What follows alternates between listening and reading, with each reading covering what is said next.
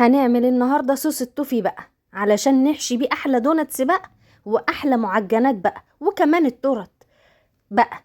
يلا بينا. طاسة على النار وسخنتها ونزلت بكوباية سكر بقى. لما لونه يغمق معايا هفضل اقلب فيه بقى، وبالمضرب مش هسيب ايدي منه بقى لحد ما السكر كله يسيح معايا كده بقى. هكون محضرة كوباية مية مغلية وانزل بيها بقى، وايدك ما تسيبش المضرب بقى. هفضل اقلب اقلب لحد ما السكر كله يفك معايا بقى ويبقى كله مية كده. شايفين؟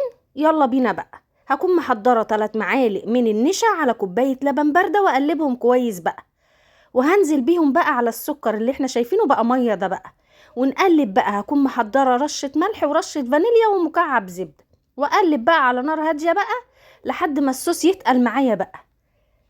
شايفين جماله بقى؟ يجنن. هيبتدي يتقل معايا. عايزه اقول لكم الريحه والطعم خطير، وينفع في كل حشوات الحلويات وعلى الوش من فوق والسينابون، وينفع في كل حاجه.